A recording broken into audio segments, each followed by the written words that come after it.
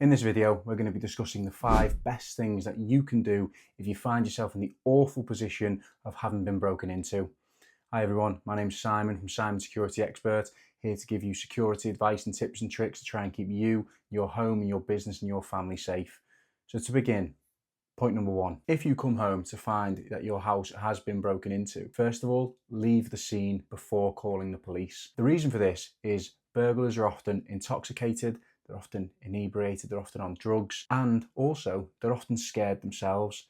If you confront a man who is intoxicated, on drugs, and scared, you're potentially creating a very dangerous person. So it's best to just leave the scene and then call the police, either on a mobile phone from a distance or go to a neighbour's house where you feel a bit safer and then call the police from there. This isn't just my advice. The police do recommend this, and so do home insurers. It also comes down to how much evidence they can collect and what hasn't been tampered with to make sure they have the best possible chance of catching the perpetrators who have actually broken into your property. For men especially, this can feel like the wrong thing to do instinctively, but often your instincts are wrong in a situation like this, and you just need to leave the scene. It preserves evidence and keeps everyone in a much safer position. No matter how angry you are or how much you want to storm in there, leave the scene. At the end of the day, protecting yourself, your family is much more important than, say, saving a PlayStation from getting pinched. Number 2, preserve evidence by not cleaning up straight away. This goes against a lot of instincts that we've got, especially when people have it in shock factor and they just want everything to get back to normal, but it actually hinders the police and the forensics team from catching the people that have potentially done this to you and your home or your business. The reason for this is by you cleaning up, you can do things like clean prints or other bodily fluids such as blood, which often happens when a burglar tries to break in through a window and gets cut on the glass. So where possible,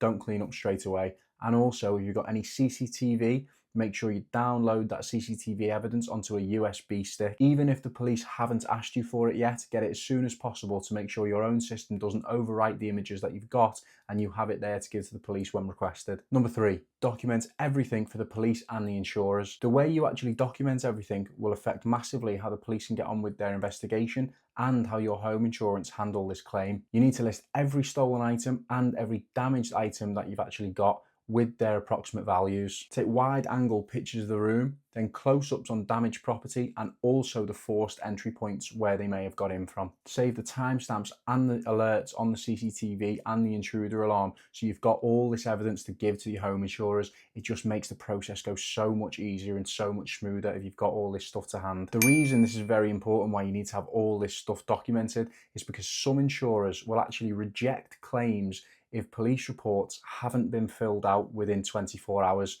So really stay on top of this. Number 4, audit your security and don't just reinforce the weakest points. Research shows that burglars will often come back to a house that they have burgled if they found it a very easy target. You need to go around your entire house and do a full perimeter walk around and see where your weak points are, and then look to reinforce them with things like better locks and better alarm systems and CCTV. If you are interested in a DIY security system, I've got my own, the Guardfather Security System.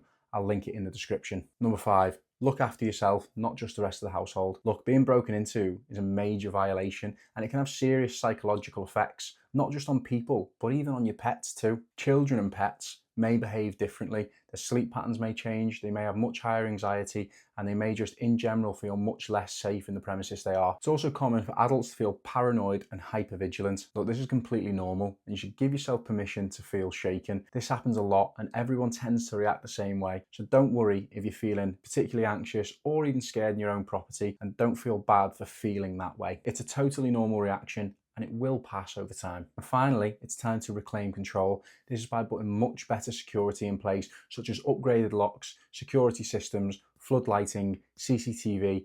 Doing this is actually very therapeutic and will help you get over the incident much better. I've had a lot of customers that when they've had the alarm systems put in, they feel much better and they can finally sleep as they did beforehand, knowing that they're safe in their own bed. A question that a lot of people think about when they've actually been broken into is, should they tell their neighbours? You absolutely should. Burglars often act in clusters and they may target several other homes in the same area. So it's worth letting them know so they can be much more vigilant and they can up their security if they need to. If you've got any questions about security, such as alarms, CCTV, access control, floodlighting, or anything like that, drop it in the comments. I reply to everyone. If you're interested in seeing me install a smart home security setup, click here.